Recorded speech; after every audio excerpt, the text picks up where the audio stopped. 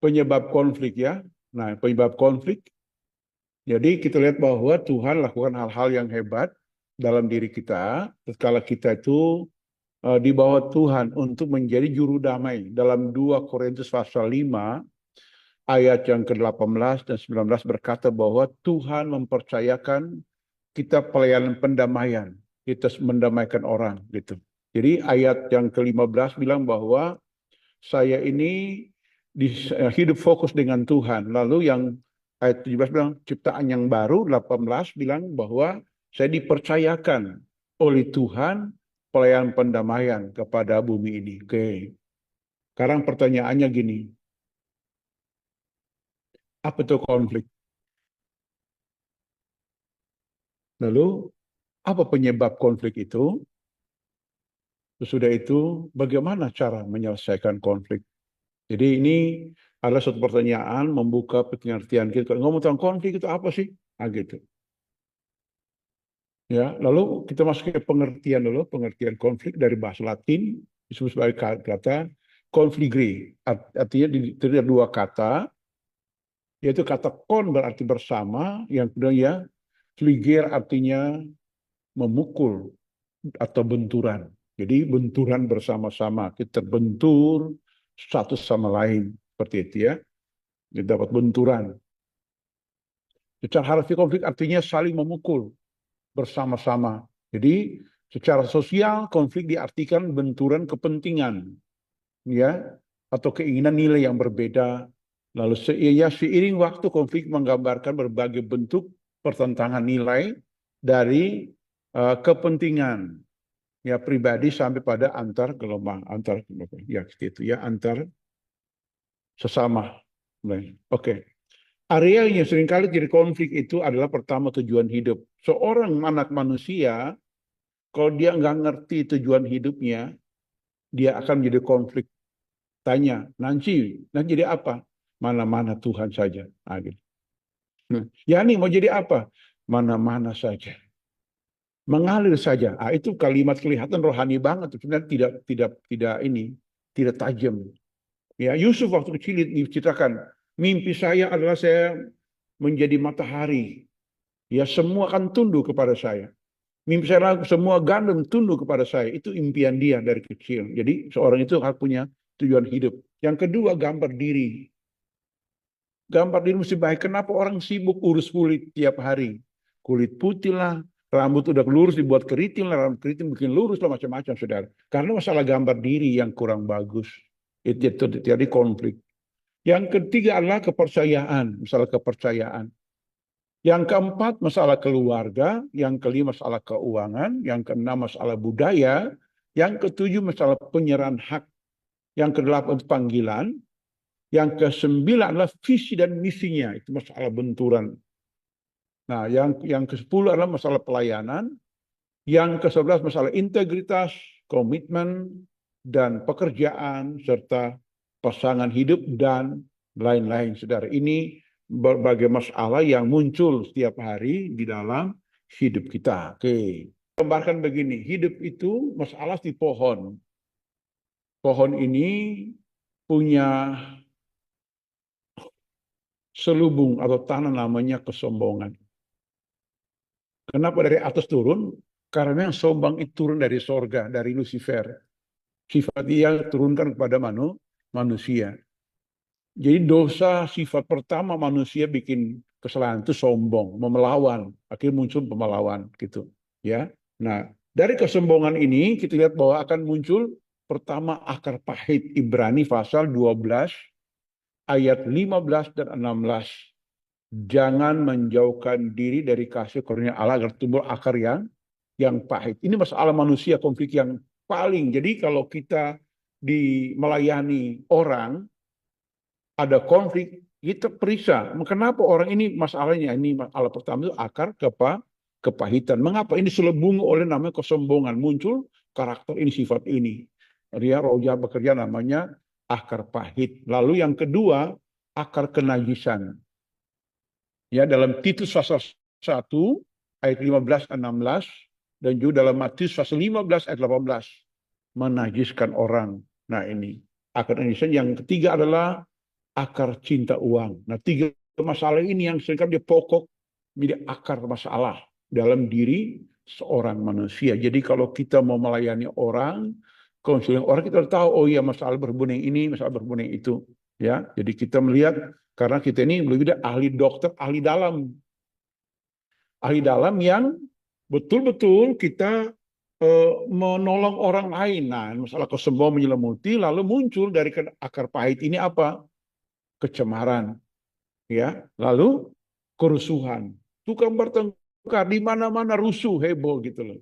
Dia masuk komal bikin rusuh, ya, gereja bikin rusuh, masyarakat bikin rusuh. Ini orang ini masalah di akar pahitnya kita mau selesaikan. Ya, yang ketiga marah, lalu keempat memberontak. Yang kelima adalah balas dendam, yang keenam itu gosip, tujuh hanya mengutamakan penampilan luar, dan ya, dan berikutnya adalah cabul. Nah ini, jadi minder dan lain saudara. Ini masalah ini. Jadi orang kalau kepahitan, saudara layani orang, ini saudara, ini muncul seperti ini, hal-hal ini. Jadi ada orang yang langsung mendoakan, katakan dia doa pelepasan. Dalam nama Yesus roh pemberontakan keluar. Tapi kok akar pahit nggak dicabut, tetap muncul lagi, saudara. Nah itu maksudnya. Jadi kita semakin jeli, semakin tajam untuk bisa menyelesaikan masalah orang. Lalu yang kedua, ya masalah cinta uang. Nah ini, orang kalau cinta uang apa cirinya? Menghalalkan segala cara, gitu. Menghalalkan segala cara, saudara. Yang berikutnya adalah, ya materi dia segala-galanya. Seorang yang sangat materi, ya saudara. Cari pasangan hidup kalau materi, waduh berbahaya banget, saudara. Boleh berubah tapi butuh waktu. Kalau enggak, oh udah boros semua tuh, ya. Kalau materi, lalu apalagi tidak puas, tuh nggak pernah puas. Lihat orang korupsi itu bukan orang miskin, udah kekayaan miliar, korupsi juga tuh, karena nggak pernah puas tuh, ya ini. Lalu apalagi khawatir, nah, iri hati, tidak aman, takut, bohong, ya, lalu mati hutang, ya, tidak jujur, itu pola hidupnya seperti itu. Ya, jadi kalau kita lihat ini masalah berhubungannya, kait hubungannya dari akar sampai di karakter dan juga sampai di tindakannya. Yang ketiga adalah orang yang najis itu apa? Cabul, ya, cabul, lalu dia selalu mencuri, saudaraku, ya, pembunuhan, hujat, kebebalan, persinahan, sumpah palsu, ya, suka nipu-nipu, saudara. Nah, jadi kita lihat bahwa Tuhan lakukan hal yang hebat untuk kita melayani orang. Nah, dari hal inilah kita melihat selanjutnya adalah bahwa ini akar masalah, kesombongan dan cinta uang. Nah, akar masalah ya tersembunyi. Jadi orang angkuh ini kita perlu hadapi. Nanti kita lihat solusi di bawah, ya. Ini pengungkapan masalah dulu, ya. Lalu inilah penyebab tindakan. Tindakan kita, ya, disebutkan ini. Ini disebut sebagai pohon membantu kita suatu ilustrasi bagaimana kita bisa melihat sumber konflik ternyata dari kesombongan, muncul akar pahit, cinta uang, kenajisan, dan muncul tindakan-tindakan yang tidak terpuji di atas ini. Oke, baik. Kita lanjut, ya. Apa definisi kesombongan?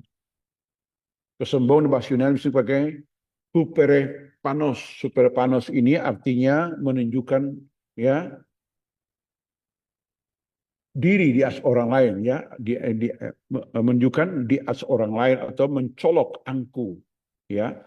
Menurut kaum saudara kesombongan Allah merasa lebih baik, lebih unggul atau lebih penting dari orang lain, saudara. Ya, ini. Jadi kita lihat sini bahwa Tuhan kita mengerti, menyadari betapa dahsyatnya kuasa roh jahat satu ini, ya. Karena ini diturunkan dari Lucifer kepada manusia, maka manusia jadi begitu, ya, dosa begitu cepat sekali merambat ke ujung bumi, ya. Roma 5 ayat yang ke-12 berkata bahwa satu orang berdosa maka menjalar kepada semua orang begitu cepat kayak kebakaran hutan, saudaraku. Nah, ini, ya, menggantikan aku dengan kemakuasaan Tuhan. Inilah definisi dari kesombongan, saudara. Ya, jadi kita pelajari ini.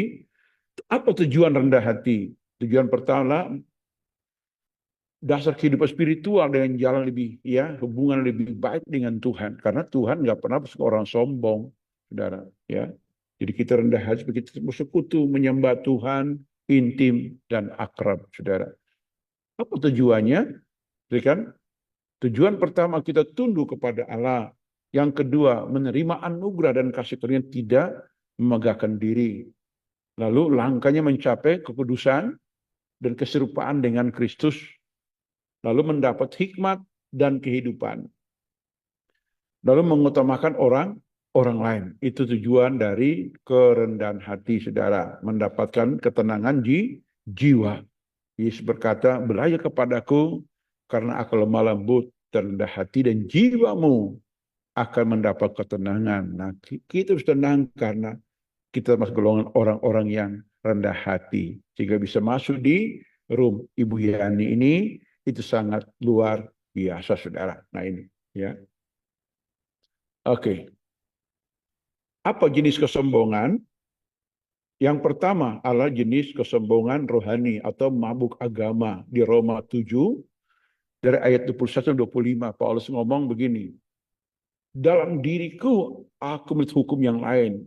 Aku tahu hukum Taurat kudus, tapi aku terjual di bawah kuasa dosa. Nah ini, karena dia mabuk agama Yahudi, dia mabuk banget tanpa lahir baru.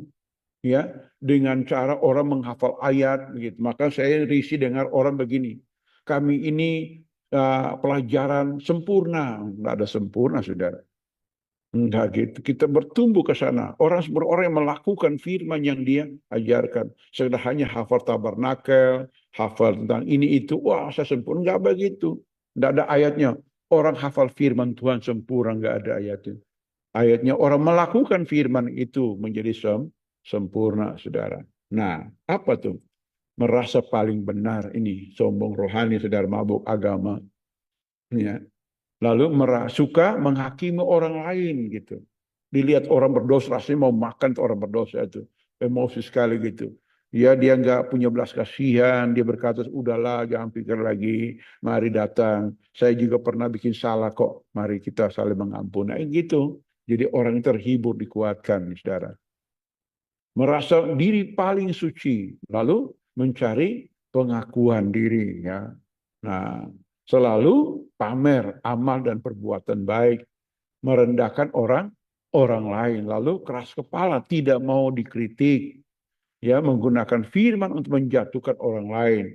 Ini sudah tidak sabar, ya, tidak mengucap syukur, ini dia mau syukur, ya. Nih, jadi ini adalah apa ciri-ciri orang sombong rohani, saudara. Ini konflik-konflik dalam diri orang-orang yang pakai stola seperti ini, saudara. Seperti saya juga ini pakai stola, ya. Stola kain kain ini batiknya Sulawesi Utara dan tenangnya. Oke, oke lah, saudara. Yang jenis kesombongan berikutnya lagi apa tuh? Sombong karena pandai itu. Maka saya ini menjaga hati sekali. Aduh, ya, menjaga hati supaya jangan sampai takabur, saudara. Dalam 108 ayat 1, pengetahuan bisa mendatangkan kesombongan apabila kita salah gunakan. Bukan berarti kita nggak boleh punya gelar, kita nggak boleh, nggak, kita harus belajar supaya tahu, saudara. Justru orang tidak belajar lebih banyak sombongnya, saudaraku. Amin. Nah, gitu, saudara. Jadi kita lihat ya, ini sombong intelek, saudara. Yang merasa diri paling tahu tuh, meremehkan orang lain, sering menggunakan istilah yang sulit gitu. Wah, dia ini memang dari Inggris, ini dari Yunani, memang originalnya asli banget, cuma dia orang Manado, ya kan? Nah, gitu. Maka saya senang sekali khotbah di Manado sini, di Bitung, itu pakai bahasa dialek orang Manado supaya bisa mendarat di telinga tante-tante di sini, ya, bapak-bapak di sini. Ya, sulit menerima kritik, lalu mencari pengakuan juga sama, ya, tidak mau belajar, lalu gunakan logika yang dominan, ya, cenderung mengabaikan ide baru, gitu ya. Semua ide baru, nah, ya, kita sini bahwa inilah orang-orang sombong intelek, saudara, pengetahuan. Nah, sebentar kita dalami, ya. Oke, jenis yang keempat, yang ketiga sekarang, sombong fisik. Nah ini, Amsal 31 ayat yang ke-30 berkata bahwa kecantikan dikembalikan untuk suatu penipuan, ya. Nah, ini di Heskel 28 ayat 17 juga berkata begitu. Oke, merasa unggul fisik yang lain cantik, aduh orang Manado fasung, nah itu orang Manado ya, fasung sekali, nah gitu ya. Nah, terlalu fokus pada penampilan fisik, suka membandingkan diri orang lain, merasa iri dan terancam, lalu merendahkan orang lain, bersikap angkuh, merasa lebih berharga, lalu merusak hubungan dengan orang lain. Ini yang terjadi, saudara. Jadi kita lihat bahwa indah kesombongan fisik, saudara. Jenis yang ketiga. Keempat adalah kesombongan apa? Material, saudara. Nah ini. Ya, setan itu dia sombong karena kaya. Ya, suka pamer dan foya-foya, suka merendahkan orang lain, lalu mengejar status, mengejar gengsi, sikap angkuh, saudara, melihat segala sesuatu dengan dari ukuran, ya. Nah ini, lalu merusak hubungan lain, saudara. Nah ini tanda kesombongan. Sekarang tanda kesombongan, tanda kesombongan terhadap Tuhan. Pertama, kesombongan kepada Tuhan, tuh, mengandalkan kekuatan sendiri. Lalu kedua, menolak otoritas firman Tuhan. Nah, tidak bersyukur. Lalu dia tidak menghargai anugerah Tuhan dan tidak menghargai bakat diberikan oleh Tuhan. Ini ciri-cirinya, saudara. Berikutnya lah, tanda sombongan terhadap manusia. Apa tuh? Merasa lebih benar, mencari pengakuan diri, lalu memandang rendah orang miskin. Nah, inilah tanda-tanda kesombongan uh, yang ada, saudara. Sekarang kita lihat selanjutnya. Cara Tuhan mengalahkan atau menyelesaikan kesombongan. Ada Ulangan pasal 8 ayat 2 dan 3 berkata, ia membiarkan lapar. Ya, bahkan dia memberinya, disebutkan dari Yohanes pasal 11 ayat 15. Sakit penyakit sampai kematian untuk menghancurkan kesombongan, saudaraku. Ya, lalu Matius 14 ayat 22, 3. Ia menggoncangkan yang badai besar, saudara. Yesus 7 ayat 1 sampai 12, kekalahan dalam perang, tuh, kalah, hidupnya kalah, ya, pernikahannya kalah, bisnisnya kalah, sekolahnya kalah, itu saudara. Ada sesuatu yang menghalangi kita, saudara. Lalu Kejadian 22 ayat 20, dipukul Tuhan, ini Yakub ya. Nah, kita akan lihat nanti ya, cara Tuhan mengalahkan seperti apa. Ini berlian terjadi karena dipukul, dipahat, ditoki martil. Nah, ini saudara ya. Jadi kita mau jadi baru, memang tiap hari dipukul begitu sampai tinggal sifat-sifat Tuhan. Ya, kalau sifat-sifat yang ada menjadi konflik itu, saudara, Tuhan akan pukul terus sampai jadi berlian. Saya harapkan kita semua sudah jadi berlian-berliannya Tuhan. Amin. Puji Tuhan, saudara. Ya, baik. Lanjut ya. Nih, Yakub tadi pukul oleh Tuhan. Ya, waktu Yakub bergumul kali Yabok, saudara. Ya, sementara dia sudah dikejar dari belakang oleh Laban mertuanya, dihalangi oleh Esau di depannya dengan senjata dan bala tentara. Dia udah ketakutan dan dia bergumul dengan Tuhan di kali Yabok, saudara. Tuhan lihat, wah Yakub ini nggak berubah. Akhirnya Tuhan pukul pangkal paha jadi cacat. Nah, jangan tunggu cacat baru bertobat, Bapak Ibu ya. Tapi kita mau jadi sehat, cantik, ya, berubah jadi alat Tuhan agar diurapi oleh Tuhan, saudara. Nah, ini penting. Ya, Rabi Saulus nih dipukul Tuhan di Damaskus Damsik. Ini baru pukulan yang pertama, belum duri, saudara. Yang kedua sudah diurapi. Tuhan lihat, wah ini punya potensi nih, Tuhan taruh duri lagi, saudara. Ini yang dikhotbahkan Ibu Yani kemarin itu ya, tentang duri dalam daging yang kita ada diskusi-diskusi ya. Nah gitu, oke. Nah ini nanti yang lihat nih. Jadi cara itu mengalami duri dalam daging itu. Jadi supaya Paulus tetap taat, tunduk, harmonis dengan Tuhan, maka duri dalam daging. Ya, banyak penasihat kita bilang itu penyakit, itu kelemahan. Ya, tapi Paulus ngomong bahwa saya suka dalam kesukaran, dalam kelemahan. Maka ini bukan ragi ya, saudara. Ini bukan ragi, tapi ini duri dalam daging, saudara. Ya, kalau mau duri dalam daging ya terserah, saudara. Dinyanyikan lagi, nah, kan? Meskipun duri dalam, kita nyanyi lagu itu ngeri banget gitu. Kita nggak mau nyanyi. biar ini lagu lain aja. Daripada Tuhan ngomongnya, saya suruh setan tuh sebar tahu. Akan gitu. Oke. Lalu berikutnya apa lagi? Mas ya, apa reaksi kita? Reaksi yang benar. Nah ini dalam kesukaran dan konflik ya. Oke, sabar, tekun cari Tuhan, ya, koreksi diri dan bertobat, ya, buang dan perbaiki yang salah, lalu cari hikmat, ya, ikuti prosedur yang benar, selesaikan, lalu mengharapkan kasih karunia dan terjadi karakter baik terbentuk. Ada reaksi yang salah di sini. Apa reaksi yang salah?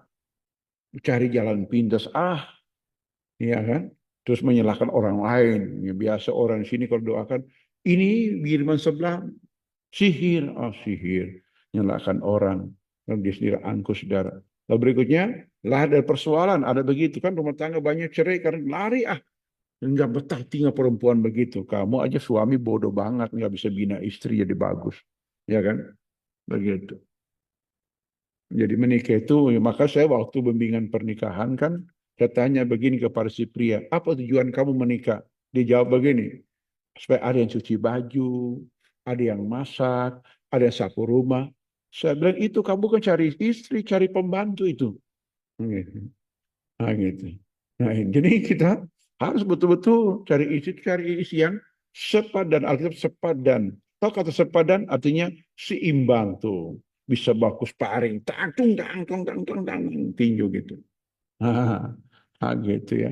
Makanya ada istilah musuh DKI dibawa ke tiap istri. Oke, oke, ya patah semangat tuh. Ada masalah langsung loyo pas semangat. Kenapa enggak bawa koma lagi? Pasti udah orang semua hina-hina saya, fitnah-fitnah begini. Saya ketemu ada seorang ibu surhat begitu. Kenapa kamu nggak buka? Begini. Bayangkan pendeta, suruh saya bayangkan. Ngapain bayangkan? Patah semangat bayangkan. Kan gitu, ya kan? Apalagi sayang diri sendiri. Nah ini, aduh, udah tahu masalah. Orang itu kacang lupa kulit. Dia tidak mau tahu berterima kasih. Saya sudah banyak berkorban untuk dia. Dia begini. Itu orang sayang diri ngomong biasa begitu. Oke. Lalu tidak bertobat tuh. Tidak bertobat dia. Nah lalu tinggalkan tuh Tuhan. Selamat tinggal Tuhan. Selamat tinggal. Tunggu Tuhan. Suruh jalan dia. Kamu belum pernah baca Lukas 15. Anak bungsu yang pergi tinggalkan Bapa. Tunggu. Tanggal main. Tuhan tinggal kirim kesusahan. Lari. Nah, itu. Ya kan gitu. Oke. Sekarang bagaimana? Mengatasi kesombongan. Ingat kesombongan dosa. Rendahkan hati di hadapan Tuhan. Yang kedua, mengakui kebesaran dan kekuasaan Tuhan. Lalu berserah kepada kehendak Tuhan. Ingat semua anugerah datang dari Tuhan sendiri. Lalu mengakui keterbatasan diri sendiri. Betapa fana hidup ini tanpa Tuhan. Kan begitu. Lalu meneladani kerendahan hati Yesus Kristus. Ya. Nah, belajar kepada Tuhan Yesus. Itu ya, belajar. Nah, kalau enggak, Tuhan mau pahat ulang. Tuh. Lalu ya bisa minta doa pelepasan, boleh kalau doa pelepasan. Karena roh jahat itu mengikat, karena sombong itu ada roh jahatnya, saudara. Usir keluar, saudara. Kalau nggak usir keluar, tetap begitu. Ya, oke, baik. Lalu tipe tip untuk melayani orang sombong. Tip pertama, senjata perlengkapan dengan kuasa Allah di dalam 2 Korintus 10 ayat yang keempat ya, saudara, disebutkan itu. Senjata apa itu? Sikap lemah lembut. Nah itu. Jadi melihat orang semua lemah lembut. Apa kabar Ibu Yani? Kelihatan tambah cantik ya. Itu. Jadi Ibu Yani.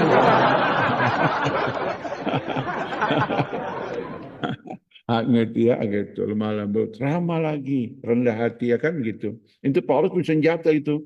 Mengenai orang sombong ya. Disebutkan di ayat ini saudara. Lalu beri peringatan. Aku ingatkan kamu ya, sekali lagi jangan aku tuh keberanian. Jadi kita harus peringatan dulu. Ya, saya punya ponakan itu, dia dulu nakal sekali masih SMP, saudara. Lari dari rumah, pencuri sepeda, bola dari rumah, saudara. Di Kota Bitung dia lari, dia tidur di emper masjid, saudara. Saya cari di mana berhari-hari nggak ketemu. Saya doa Tuhan pertemukan saya anak ini. Lalu saya pergi doa satu ketika kalau bikin nama air tembaga. Saya pulang ketemu dia di pelabuhan. Dia makan kacang Garuda jalan-jalan tuh. Terus saya pegang tangan dia kaget. Mana sepeda? Saya tanya gitu. Dia bilang sudah jual. Jual harga berapa? 100.000. Wah, mana sepeda beli 1 juta, jual 100.000 bayangin. Di mana siapa yang beli? Dia bilang polisi yang beli. Nah, mana polisi itu saya bilang. Ayo pertemukan saya. Ya, saya ketemu langsung. Hormat polisi, saya ini pendeta, saya ini omnya ponakan ini. Oh, pendeta bisa jual? Enggak, kasih kembali ini 100.000. Kembali. Kembali sepeda. Itu sepeda anak saya. Pulang, saya kasih peringati. Kalau kamu lari lagi, saya akan lapor polisi masuk sel. Oh, nggak mampan, sudah. Lari kedua kali lagi. Kedua kali lebih lama, saudara. Ya, ketemu. Saya bilang, wah, saya lihat, wah, ini ada roh jahat dalam diri anak ini, angku ini. Lalu saya tanya-tanya, ternyata, oh, dia di kampung mandi kabal. Orang tua kasih mandi kabal, saudara. Saya tanya-tanya, wah, ini dia. Saya doa pas hari Minggu itu lawatan Tuhan besar di gereja. Tuhan lawati, pum, bebaskan dia. Nah, sekarang dia anak baik sekali, udah berkeluarga, ya, dibebaskan oleh Tuhan. Dan Tuhan ya, itu memberi peringatan, sudut baru, jelaskan tentang ya tuduhan dan sikap secara duniawi, lalu menggunakan kuasa Allah. Kuasa Allah itu apa? Firman, kuasa Injil, kuasa Roh Kudus untuk menghancurkan. Karena orang angku itu kan ada roh durhakanya, saudara. Durhaka itu yang mengikat. Kita perlu perangi roh jahat sayang nyawa orang itu. Nah, kita melayani Tuhan. Ya, lalu menghukum semua orang durhaka. Nah ini. Pemberitaan kebenaran kuasa Allah menggunakan senjata keadilan dan kebenaran, saudara. Kita akan hancurkan kekuatan-kekuatan yang ada di bumi ini. Oke, demikian yang saya sharing kepada kita semua di hari ini. Kembali kepada host. Silakan host atau host lagi. Moderator atau host, silakan. Puji Tuhan.